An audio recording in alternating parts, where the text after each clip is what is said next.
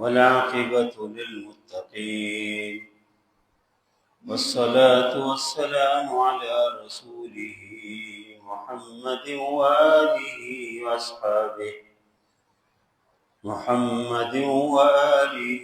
وأصحابه أجمعين.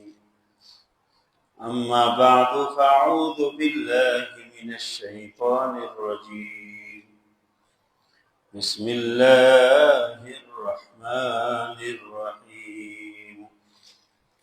لقد رضي الله عن المؤمنين إذ يبايعونك تحت الشجرة فعلم ما في قلوبهم فأنزل السكينة عليهم وأثابهم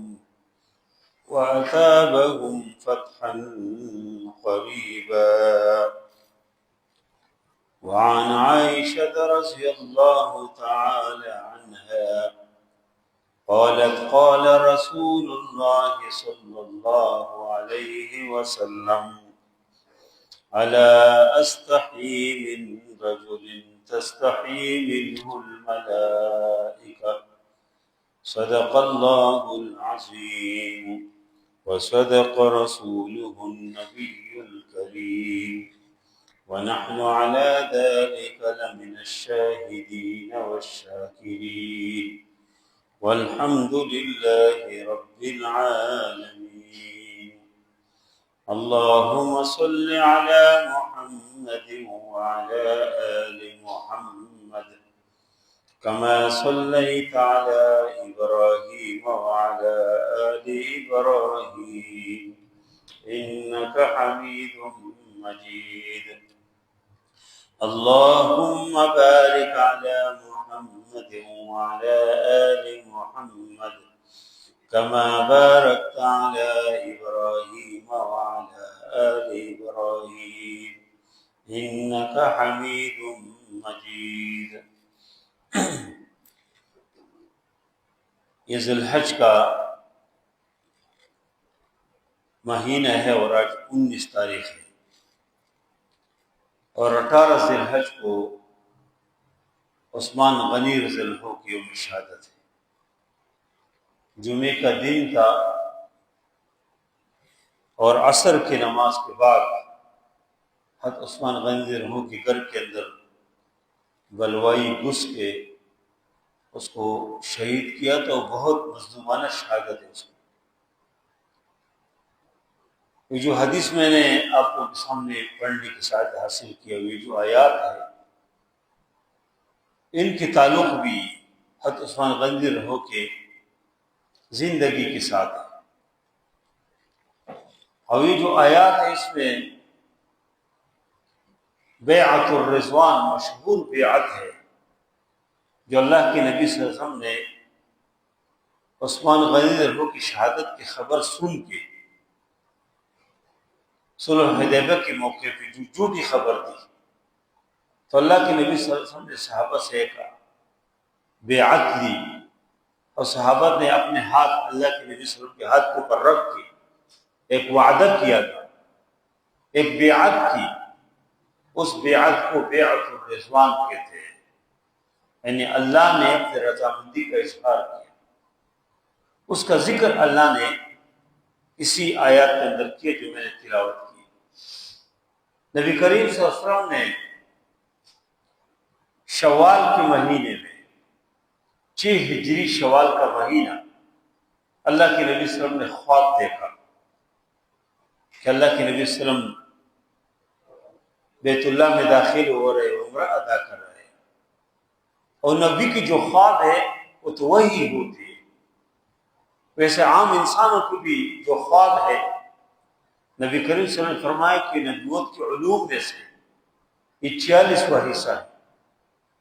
کوئی آدمی، عام آدمی اگر واقعی صحیح طریقے سے خواب دیکھے، رات سنت کے مطابق سوئے اور صحیح خواب دیکھے، تو بھی اللہ تعالیٰ کی طرف سے قسم اس کو یاد دہانی ہوتے، تنبیہ ہوتے، یا کس چیز کی خوشخبری ہوتی ہے اس میں۔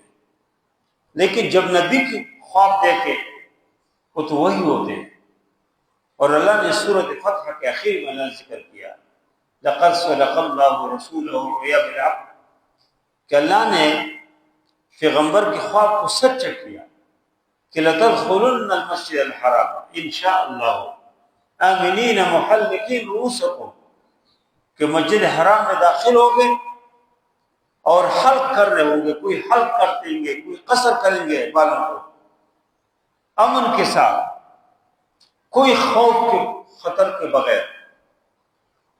تو ویسے بھی نبی کریم صلی اللہ علیہ وسلم و صحابہ کرام اس بات کے لیے مشتاق تھے کہ عمرے کے لیے جائے، بیت اللہ شریف کی طواف کرے، عمرہ کرے، لیکن جب یہ خواب اللہ کے نبی صلی اللہ علیہ وسلم نے دیکھ لیا تو اللہ کے نبی صلی اللہ علیہ وسلم نے فیصلہ کیا کہ ہم نے جانا ہے، اور منادی کے اعلان کیا باقاعدہ، اور اللہ کے نبی صلی اللہ علیہ وسلم کے اس اعلان کی وجہ سے کوئی 1400 تقریباً صحابہ کرام تیار ہو گئے، اور انہوں نے احرام باندھ لیا اور اپنے ہدیوں کو ساتھ لے کے بیت اللہ کی طرف چل پڑے۔ اور اس احرام باندھنا اور ہدی کو ساتھ لے جانا، قربانی کے جانور کو ساتھ لے جانا، یہ اس بات کی نشانی ہے کہ کوئی لڑنے کے لیے نہیں جا رہا ہے، کوئی اور مقصد نہیں ہے، صرف عمرہ ہے۔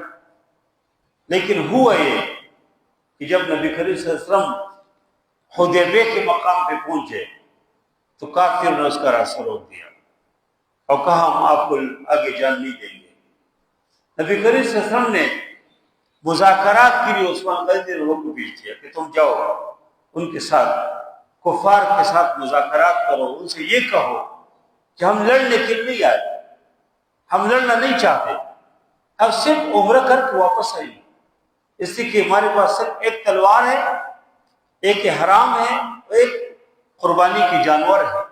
اور نبی کریم صلی اللہ علیہ وسلم نے خود بھی 70 جانوروں کو اپنے ساتھ لے کے جا رہے تھے کہ وہ ذبح کریں گے، اور انہوں نے جائزہ بھی دیا، مشرکین مکہ نے وفود بھیج دیا، باقاعدہ انہوں نے جائزہ لیا کہ واقعی یہ تو صرف عمرے کے لیے جا رہے تھے، جنگ کے لیے جاتے ہیں ان کے پاس تو جنگی سامان ہونے چاہیے، ان کے پاس تو کچھ بھی نہیں ہے، لیکن وہ پھر بھی زید کے اوپر آ گئے، انہوں نے کہا نہیں ہم آپ کو جان نہیں دیں گے۔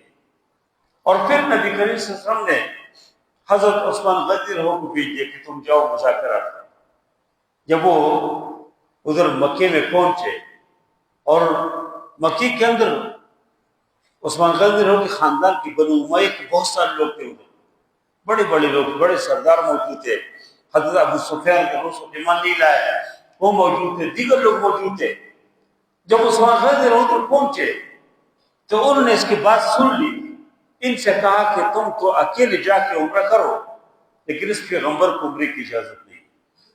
عثمان غنی بھی اللہ کے نبی سے کتنی محبت رکھتے تھے، اس نے کہا کہ یہ کیسے ممکن ہے کہ میں تو عمرہ کرو اور اللہ کے نبی محروم کا میں بھی عمرہ نہیں کرتا ہوں، اللہ کے نبی کے بغیر عمرہ نہیں کروں گا۔ دیکھو کس طرح ایمان ہے، کس طرح محبت ہے۔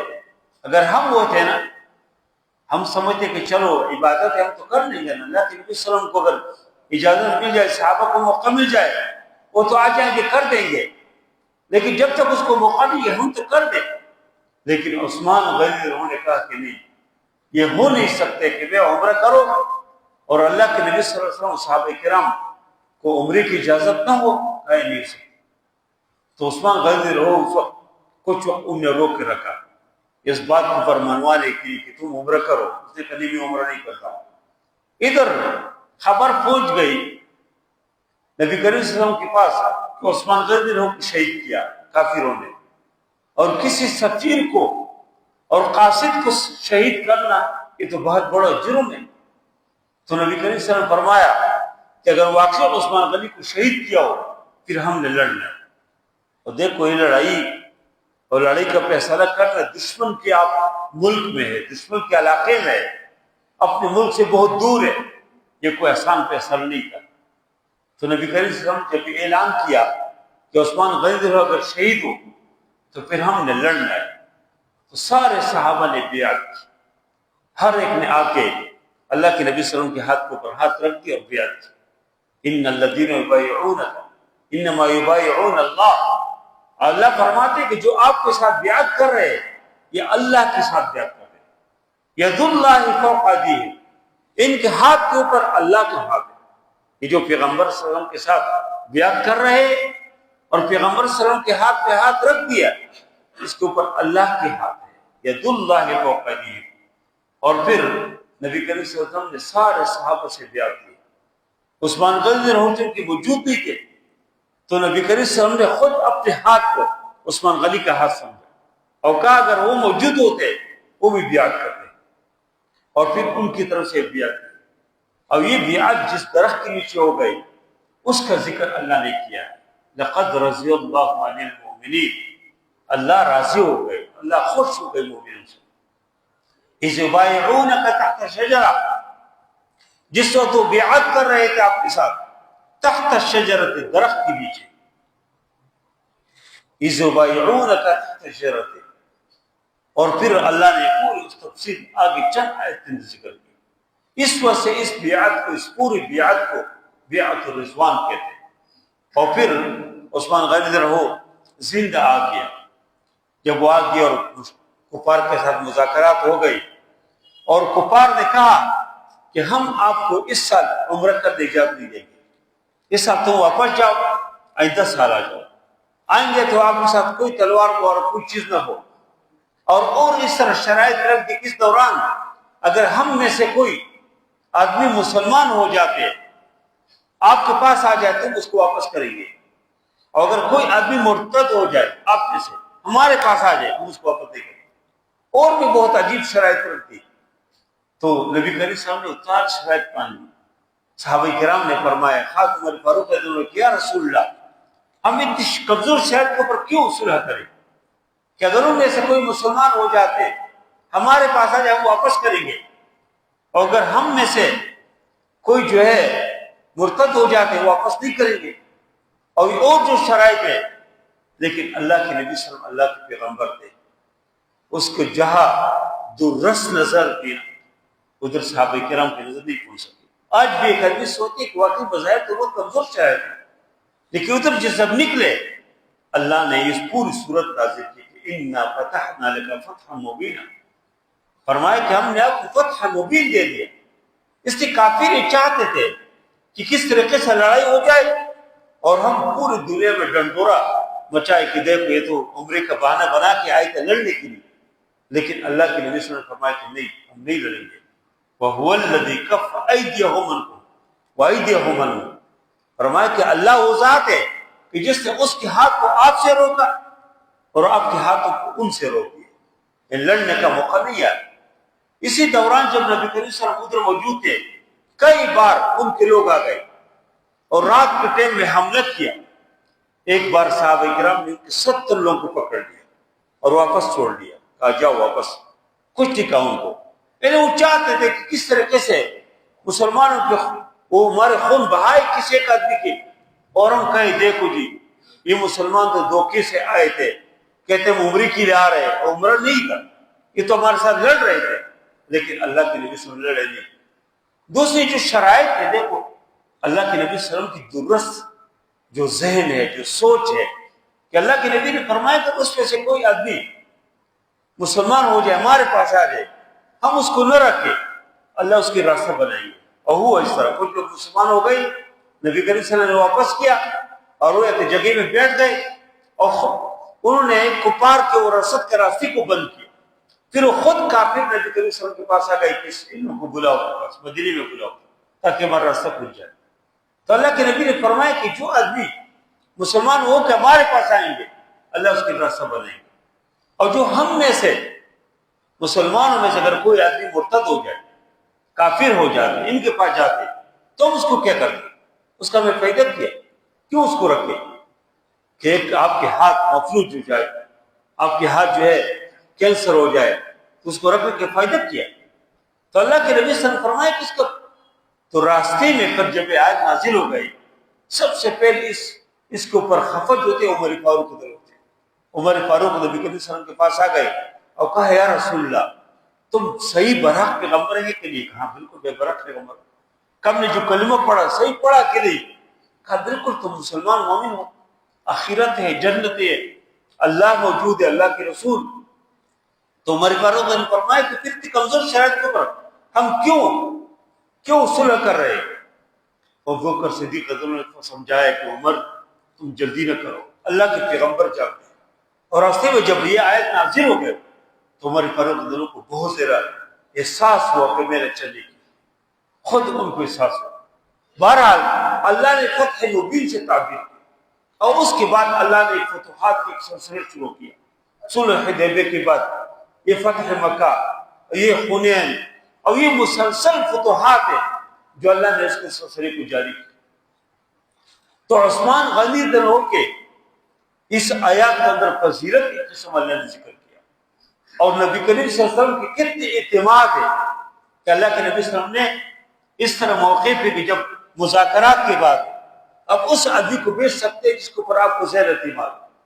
پھر دیکھو جب عثمان غنی رضی اللہ عنہ کی شہادت کی خبر پہنچی تو ان سے اللہ کے نبی صلی اللہ علیہ وسلم نے اس کے ہاتھ اپنے ہاتھ سمجھا، اپنے ہاتھ کو عثمان غنی رضی اللہ عنہ کے لیے کہ یہ عثمان غنی موجود ہے، اس نے بیعت کر دیا۔ اور پھر اس نے اس کے وہ جب زندہ گیا اور یہ پوری واقعات ہو گئی تو اللہ نے اس آیات کے اندر اسی کے ذکر کیا، اس بیعت الرضوان کا ذکر کیا جب درخت کے نیچے ہو گئے تھے۔ تو عثمان غنی رضی اللہ عنہ کی شہادت وہ بھی بہت مظلومانہ شہادت، اور عثمان غنی رضی اللہ عنہ والسابقون الاولون میں ہے، ان صحابہ میں شامل ہے جس نے سب سے پہلے ایمان لایا۔ یہ تو نبی کریم صلی اللہ علیہ وسلم کی دعوت سے وہ خود ایمان قبول کیا۔ اس نے نبی کریم صلی اللہ علیہ وسلم ایک جگہ عیادت کے لیے گئے، اپنے خاندان میں سے ایک عورت بیمار تھی، ان کی عیادت کے لیے وہ تشریف لے گئے، ادھر عثمان غنی رضی اللہ عنہ بھی موجود تھے، اور جب تک اللہ کے نبی ادھر موجود تھے عثمان غنی رضی اللہ عنہ اللہ کے نبی صلی اللہ علیہ وسلم کے چہرے کو دیکھتے تھے، اس کی آنکھوں میں آنکھ ڈال کے دیکھتے تھے، بہت متاثر ہو رہا تھا۔ اور اللہ کے نبی صلی اللہ علیہ وسلم کے درمیان ادھر کچھ نہ کچھ گفتگو ہو گئی، یا تو ادھر سے متاثر ہو کہ اس اسلام قبول کیا، اور یا بعد میں ابوبکر صدیق رضی اللہ عنہ کی دعوت سے وہ مسلمان ہو گئے۔ حتی ابوبکر صدیق رضی اللہ عنہ مکے کے جو بڑے بڑے لوگ تھے ان سے تعلقات رکھتے تھے۔ عثمان غنی رضی اللہ عنہ بھی بڑے سردار تھے، بڑا کاروباری آدمی تھا، بڑا تاجر تھا، تو اس وجہ سے حتی ابوبکر صدیق رضی اللہ عنہ اس کو بھی دعوت دے، اور اس نے وہ دعوت قبول کی، اور نبی کریم صلی اللہ علیہ وسلم کے وہ دامن رحمت جو ہے اس پہ وہ آ گیا، اور پھر آخر تک اس کے ساتھ رہا۔ عثمان غنی رضی اللہ عنہ اس کو ذوالنورین بھی بولتے ہیں، ذوالنورین، دو نور والے، اس لیے کہ نبی کریم صلی اللہ علیہ وسلم کی دو بیٹیاں اس کے نکاح میں تھی۔ پہلے حضرت رقیہ رضی اللہ عنہا اس کے نکاح میں تھی، غزوہ بدر کے موقع پہ جب نبی کریم صلی اللہ علیہ وسلم صحابہ بدر سے فارغ ہو کے واپس آ رہے تھے تو اس موقع پہ حضرت عثمان غنی رضی اللہ عنہ اپنی اسی بیوی کو دفنا رہے تھے، اس کے اوپر مٹی ڈال رہے تھے، وہ بیمار ہو گئی تھی، اور اسی تیمارداری کی وجہ سے اللہ کے نبی صلی اللہ علیہ وسلم اس کو غزوہ بدر میں لے کے نہیں گئے اپنے ساتھ، کہا کہ تم اپنی بیوی کی تیمارداری کرے۔ اور جب نبی کریم صلی اللہ علیہ وسلم واپس تشریف لائے تو اسی دن وہ اس کو عثمان غنی کو دفنا رہے۔ اس کے بعد وہ خفا رہتے تھے کہ اللہ کے نبی صلی اللہ علیہ وسلم کے ساتھ جو میرے تعلق تھے وہ تو حضرت رقیہ رضی اللہ عنہا کی وجہ سے تھے، اور وہ نبی کریم صلی اللہ علیہ وسلم گھر میں تشریف لاتے تھے اپنی بیٹی کے پاس۔ ابھی جب وہ پاک پائے تو ابھی تو اللہ کے نبی صلی اللہ علیہ وسلم گھر تشریف نہیں لائیں گے، خفا ہوتے تھے، تو اللہ کے نبی صلی اللہ علیہ وسلم نے دوسری بیٹی حضرت ام کلثوم رضی اللہ عنہا وہ اس کے نکاح میں دے دی، اور پھر وہ بھی وہ پاک پائے، اور پھر اللہ کے نبی صلی اللہ علیہ وسلم فرمایا کاش میرے 40 بیٹے ہوتی، ایک روایت میں 100 تک ہے کہ کاش میری زیادہ بیٹے ہوتی اور میں کی بات کرے عثمان غنی ہو کے نکاح میں دیتے۔ یعنی ایک سسر جب اپنے داماد سے خوش ہوئی بات کرتے تو اللہ کے نبی صلی اللہ علیہ وسلم اتنے اس سے خوش تھے، فرمایا کاش میرے اور بیٹے ہوتی اور ایک ہی بات کرے میں عثمان غنی ہو کے نکاح میں دے دیتے، اور وہ اس کے نکاح میں آ جاتی۔ اس وجہ سے اس کو ذوالنورین بولتے ہیں، دو نور والے۔ واحد صحابی ہے کہ جس کے نکاح میں پیغمبر کی 2 بیٹیاں اس کے نکاح میں آ گئی، بڑی سعادت۔ ذوالحجرتین بھی اس کو بولتے ہیں، اس لیے کہ جب مکے کے لوگوں نے مسلمان کفر بہت زیر مظالم شروع کی تو عثمان غنی رضی اللہ عنہ نے پہلے جو ہجرت کیا وہ حبشے کی طرف کیا، حبشے کی طرف، جس سے دیگر صحابہ نے بعد میں ہجرت کی۔ سب سے پہلے عثمان غنی رضی اللہ عنہ اپنی بیوی کو لے کے اور پوری گرانہ لے کے ہجرت کی، اور فرمایا نبی کریم سے فرمایا کہ عثمان غنی نے ابراہیم علیہ السلام اور لوط علیہ السلام کے بعد پہلا آدمی ہے جو اپنی بیوی کے ساتھ گھر سے نکلے ہوئے ہجرت کر رہے ہیں، اللہ کے راستے میں ہجرت کر رہے ہیں۔ اور ادھر سے پھر مدینہ المنورہ، جب نبی کریم صلی اللہ علیہ وسلم مدینہ تشریف لے گئے تو مدینہ ان نے ہجرت کی۔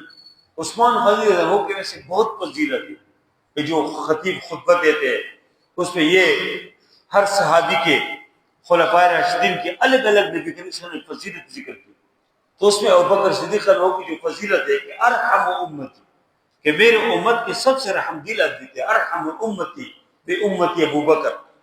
اور حضرت عمر فاروق رضی اللہ عنہ کے بارے میں کہ وہ کان وقافا عند کتاب اللہ، جب قرآن کے کوئی بات کوئی آیات کوئی پڑھتے تھے تو بس عمر فاروق دوسری بات نہیں کرتے تھے۔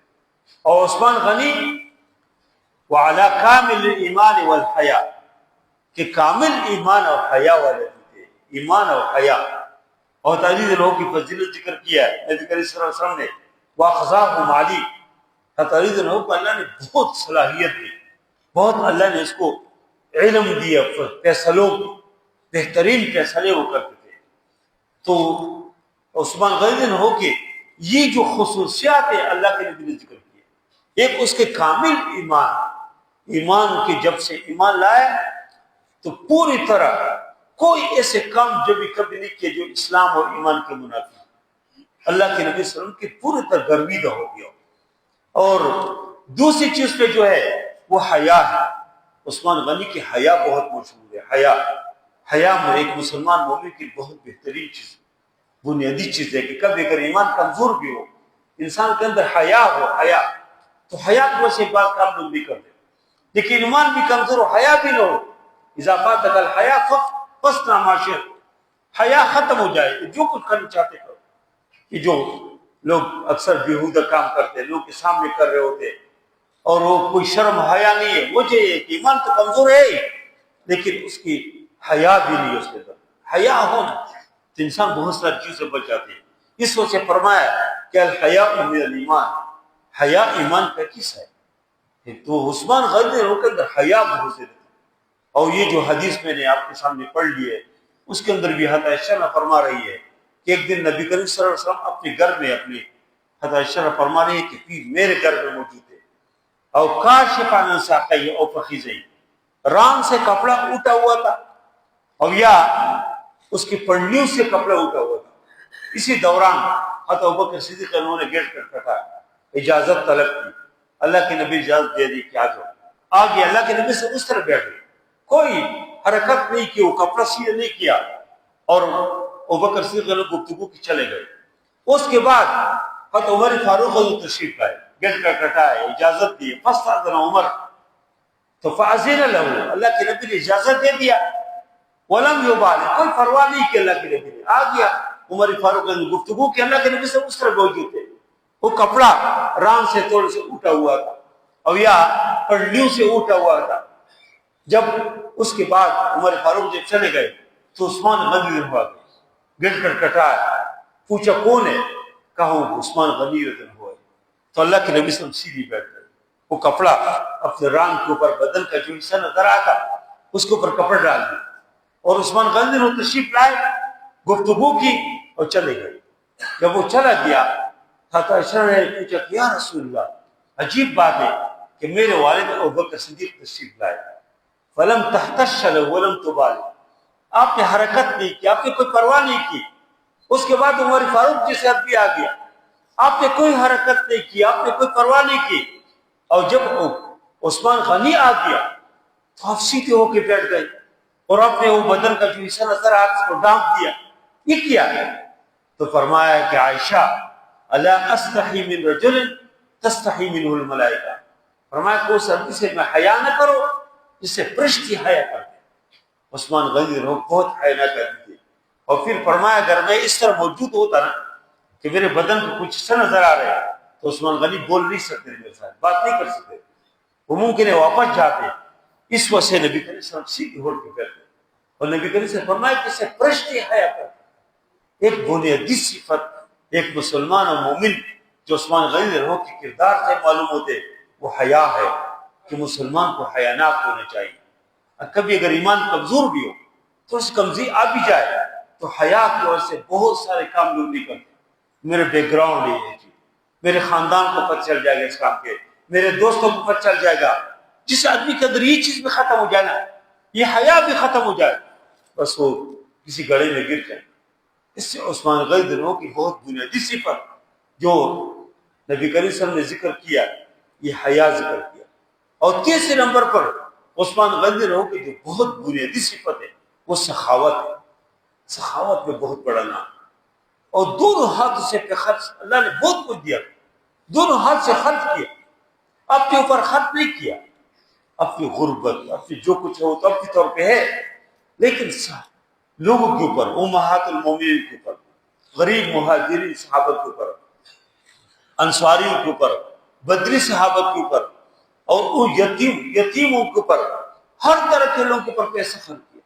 اور جب نبی کریم صلی اللہ علیہ وسلم ہجرت کر کے مکے سے مدینہ المنورہ تشریف لے گئے تو ادھر میٹھے پانی کا مسئلہ تھا. یہودیوں کا قبضہ تو ساری کنویں وغیرہ کی تھی، یہودی آباد ہے، یہودی قبائل میں رہتے تھے، تو کنویں کے جتنے پانی وغیرہ ان کے پاس، مسلمان عورتیں ان کے پاس ان کنویں میں جب جاتی تھی تو یہودیوں کا رویہ صحیح نہیں تھا. اور دوسرے کے پیسوں سے وہ پیسے دیتے تھے، پانی فروخت کرتے تھے. تو نبی کریم سے فرمایا کاش کوئی مسلمان مل جائے، کوئی جو ہے کوئی کنواں خریدی مسلمان کی. اور اس وقت عثمان غنی نے بیر روما جو ابھی بھی موجود ہے، وہ بیر عثمان کے نام سے ابھی بھی مدینے میں موجود ہے، اس بیر روما کو 20,000 دینار پہ یا درہم کے اس نے خرید لیا، 20,000 درہم کے خرید دیا اور مسلمانوں کے حوالے کیا.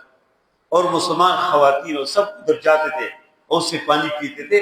اور نبی کریم صلی اللہ علیہ وسلم اس کے لیے بہت سارے دعائیں کی، خوش ہو گئی نبی کریم صلی اللہ علیہ وسلم. اسی طرح غزوہ تبوک میں ضرورت پڑ گئی، اللہ کے نبی صلی اللہ علیہ وسلم منبر کے اوپر کھڑے تھے.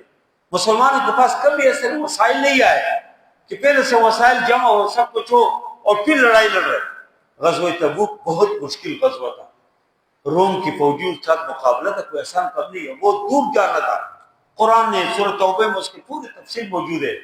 تو نبی کریم صلی اللہ علیہ وسلم بہت پریشان تھے، کیا کرے. اللہ کے نبی صلی اللہ علیہ وسلم نے اعلان کیا کوئی ہے جو 30,000 کی فوج کے لیے جو ہم لے کے جا رہے ہیں اس کی رسد جمع کرے، اس کے لیے کچھ دے دے. عثمان غنی رضی ایک بار آ گیا، دے دے، دوسری بار، پھر تیسری بار.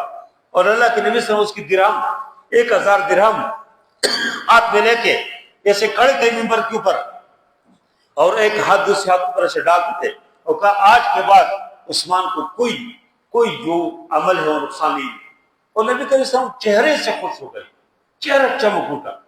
اور پھر 30,000 کے لشکر کے زیادہ حصے کے جو اس کی ضروریات ہے وہ عثمان غنی نے اکیلے بھی اس کو پورا کیا. اس میں تقریباً کوئی 1,000 اونٹ یا 900 اونٹ دے دی، کوئی 300 گھوڑے اس میں دے دیا، اور کئی چیزیں اس نے، اور نقد رقوم لے کے اور دینار اور درہم لے کے اللہ کے نبی صلی اللہ علیہ وسلم کے حوالے کیا. اور اللہ کے نبی صلی اللہ علیہ وسلم بہت خوش ہو گئے، اور چہرے سے ایک قسم اللہ کے نبی صلی اللہ علیہ وسلم جو خوش ہوتے رہے، چہرے سے کچھ چل رہے. سخاوت ایک بہت بنیادی چیز جو عثمان غنی نے مسجد کی توسیع کی، مسجد نبوی توسیع کے بات آئی نا، مسجد جس طرح ادھر اعلان ہوتے ہیں کون ہے جو مسجد کے لیے پیسہ دے، جو مسجد کے لیے، تو ادھر اعلان ہوا کہ مسجد کی توسیع کی ضرورت ہے، کوئی ہے جو زمین خرید کے اس مسجد کا حصہ بنائے. عثمان غنی نے وہ زمین خریدے اور مسجد نبوی کا حصہ بنا. اور ایک وسیع اور خوبصورت مسجد جو مسجد نبوی ابھی آپ جاتے ہیں، اللہ ہم سب کو بار بار نصیب فرمائے ادھر جانا. وہ جو خوبصورت مسجد ہے اس میں عثمان غنی کا بہت بڑا حصہ ہے. اور یہی عثمان غنی ہے کہ جب اللہ کے نبی صلی اللہ علیہ وسلم پاک آئے تھے، ابوبکر صدیق کے دور خلافت ہے، تو اس میں ایک بار بہت قحطی آ گئے، قحطی شروع ہو گئی. تو اس میں عثمان غنی کے قافلہ آئے مدینے کی طرف شام سے، 1,000 اونٹ کے اوپر لدا ہوا قافلہ، 1,000 اونٹ. یہ سمجھے کہ آپ ہوئے کہ 1,000 ٹرک کوئی سامان آ رہے ہو، تو کتنی گرد و غبار، مدینے میں گرد و غبار اٹھ رہے ہیں. لوگوں نے پوچھا کیا ہے جی؟ عثمان غنی کہ تجارتی قافلہ. تو تاجر جمع ہو گئے، مدینے کے تاجر. عثمان غنی سے کہا کہ آپ یہ ہمیں فروخت کرو. انہیں کہا آپ کیا دیں گے مجھے؟ کس نے کہا جو آپ نے ایک جو دینار کی جو درہم کی چیز خریدی ہے 2 درہم دیں گے. انہوں نے کہا نہیں کم ہے. کس نے کم 3 درہم دیں گے، کس نے کم 5 دیں گے، 7 دیں گے۔ عثمان غنی نے فرمایا نہیں، اس سے زیادہ مجھے ملتے ہیں۔ مدینے کے تاجروں نے کہا کہ تاجر تو ہم ہیں، مدینے میں تو کوئی تاجر ہے، کون دیں گے آپ کو؟ عثمان غنی نے کہا کہ مجھے اللہ اس سے زیادہ دیں گے۔ اور پھر یہ فرمایا کہ واللہ یضاعف، اللہ 10 گنے بھی دیتے، اس سے بھی اضافہ کرتے۔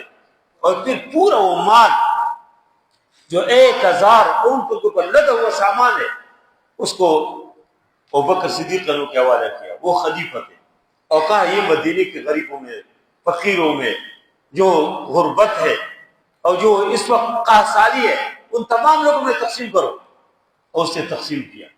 عبداللہ نے عباس نے فرماتے کہ میں نے رات کو اللہ کے نبی کو خواب میں دیکھا، اللہ کے نبی کو خواب میں دیکھا کہ بہترین سفید گھوڑے کے اوپر سوار ہے اللہ کے نبی، اور سفید کپڑے پہنے ہوئے ہے، زبطہ خوبصورت لباس ہے، اور تیزی کے ساتھ جا رہے ہیں۔ کہتے ہیں میں نے اللہ کے نبی صلی اللہ علیہ وسلم کے اس گھوڑے کی مہار کو پکڑ لیا، میں نے کہا یا رسول اللہ، کافی وقت سے ملاقات نہیں ہوئی، دل چاہتے آپ سے کچھ گفتگو ہو جائے۔ اللہ کے نبی سے فرمایا کہ میں آج عثمان غنی نے جو آج صدقہ کیا، اللہ نے اتنے پسند کیا کہ ایک حور کے ساتھ اس کے عروسی ہے، شادی ہے، اور اس کے لیے اللہ نے تمام انبیاء کو مدعو کیا، اور میں اس میں شرکت کی جا رہا ہوں۔ اتنے اللہ نے اتنے عظیم انسان تھے، اور بہت بے دردی کے ساتھ وہ شہید ہو گئے۔ جمعے کا دن تھا، 18 ذی الحج کو، اور وہ عصر کی نماز پڑھ کے گھر میں بیٹھے تھے، تو اس سے پہلے 40 دن سے اس کا پانی بند کیا تھا، اسی بیر روما جس کو خود عثمان غنی نے خرید لے کر اس سے پانی بھی پی سکتے تھے، اسی مسجد نبوی جس کی توسیع میں اس کا بہت بڑا حصہ تھا، اس میں نماز نہیں پڑھ سکتے تھے، اور بالآخر بلوائیوں نے گھر کے اندر داخل ہو شہید کی۔ اور اس دن وہ روزے سے تھے، رات کو اللہ کے نبی صلی اللہ علیہ وسلم کو خواب میں دیکھا کہ آج میرے ساتھ افطار کریں، سارے مدہر تھے، ہمیشہ روزے رکھتے تھے۔ جو عید وغیرہ جس پر روزہ رکھنا منع ہے، اس کے علاوہ تمام دنوں میں روزے رکھتے تھے۔ تو اس دن بے روزے، جمعے کا دن تو روزے سے تھے، شہید ہو گئے۔ بلوائیوں نے جب گھر کے اندر داخل ہو کے تلوار مارنا چاہا تو ان کی بیوی نے، حضرت نائلہ رضی اللہ عنہ نے ہاتھ سے روکنے کی کوشش کی، اس کی انگلیاں کٹ گئی، اور پھر دوسری وار کی، اور عثمان غنی روز شہید ہو گئے۔ اس صحابہ کرام نے، اس سے پہلے صحابہ کرام موجود تھے، سب نے کہا تھا کہ ہمیں اجازت دو کہ ہم ان بلوائیوں کے خلاف لڑیں، لیکن عثمان غنی نے کہا کہ نہیں، میں نہیں چاہتا ہوں کہ مدینے کے اندر کسی کو خون بہے۔ کیسے؟ ایک امن کے پیغام، ایک محبت کے پیغام۔ اگر وہ چاہتے تو صحابہ کرام تو اپنی جان نچھاور کرنے کے لیے تیار، حضرت علی موجود تھے، حسن و حسین، بہت سارے لوگ صحابہ، فوج موجود ہے، اور 44 لاکھ پورا مل تک زمین کے اوپر اس کی حکومت، اس کو بارود قسم کی حکومت تھی، لیکن ادھر بے دردی کے ساتھ بہت مظلومانہ شہادت عثمان غنی جو واقع ہو گئے۔ اور اس 18 ذی الحج کو اس کے جو شہادت ہے، اس کے جو خون نکل جاتے ہیں، تو قرآن کی تلاوت کر رہے تھے سیکفیکہم اللہ، کہ آپ کے نیند کی طرف سے اللہ کافی ہو جائے گی۔ اسی آیات کے اوپر خون گر جاتے ہیں، اور وہ قرآن ابھی بھی مصر کی میوزیم میں موجود ہے، جس کا کوئی خون کا ایک قطرہ موجود ہے۔ اور ان لوگوں سے واقعی اللہ نے ایک ایک کو اس طرح، جن نے ظلم کیا تھا، اللہ نے اس کو ایک ایک کو پاگل بنایا، کسی کے ساتھ ایک طرح، کسی کے ساتھ دوسرا۔ حتی ابو ہریرہ کی روایت ہے، یا حسن بصری فرماتے ہیں کہ میں بیت اللہ شریف کی طواف کر رہا تھا، اور ادھر ایک آدمی وہ بھی طواف کر رہے تھے، ہاتھ مفلوج تک کہتے ہیں ہاتھ، اور وہ کہہ رہے تھے کہ اللہ مجھے معاف کرے، اور پھر کہتے ہیں کہ اللہ مجھے معاف نہیں کرے، خود کہتے تھے، پھر کہا کہ اللہ مجھے معاف کرے، پھر خود کہتے ہیں کہ اللہ مجھے معاف نہیں کریں گے۔ کہتے ہیں کہ میں نے ان سے کہا تم پاگل آدمی نہیں ہو، یہ تو اللہ کا گھر ہے، ہر آدمی اللہ معاف کریں گے، تم کیسے بولتے ہیں کہ اللہ معاف نہیں کریں گے؟ کہا کہ میں نے جو گناہ کیا تو اس کی کوئی معافی نہیں ہے۔ اور پھر خود کہا کہ میں ایک دن جب عثمان غنی وہ شہید ہو گئے، میں نے اپنے آپ کو ایسے شو کیا گویا کہ میں بہت خفا ہوں، میں گھر میں داخل ہو گیا، اور میں نے تعزیت کے انداز سے ان کی گھر میں داخل ہو گیا، تو ان نے یہ سمجھا کہ واقعی تو ہمارے آدمی ہے، تو انہوں نے عثمان غنی کے چہرے سے جب چادر ہٹایا، کہتے ہیں میں نے اس وقت اس کو ایک تپڑ مارا، اور اس وقت سے کہتے ہیں کہ میرے ہاتھ میں جھوٹ۔ اللہ نے ایک ہی کو ایسے اس کو سزا سنائے. دنیا کے اندر اللہ نے عبرت کے نشان بنائے. ظلم جو ہے، ظلم کا نتیجہ ہی بہت خراب ہوتے ہیں. اس حوالے سے اور بھی بہت ساری چیزیں، خاص کر 18 ذوالحج کو یہ جو غدیر خم کا واقعہ ہے، انشاءاللہ وہ اور عثمان غنی لوگ اس حوالے سے مزید کچھ باتیں انشاءاللہ آئندہ جمعہ انشاءاللہ اس پہ گفتگو بھی کریں گے، اور آگے بھی انشاءاللہ جو 1 محرم کو حضرت عمر فاروق رضی کی شہادت ہے، پھر 10 محرم کو حسن و حسین کے، یہ سارے بہت اہم واقعات ہیں. اس پہ پوری امت کے لیے بہت کچھ ہے، بہت کچھ سمجھنے کے لیے، پڑھنے کے لیے، اس سے فائدہ حاصل کرنے کے لیے بہت کچھ ہے. انشاءاللہ اس سے بات کریں گے. وصلی اللہ تعالی علی خیر خلقہ محمد و علی صحبہ برحمتہ یا ارحم الراحمین.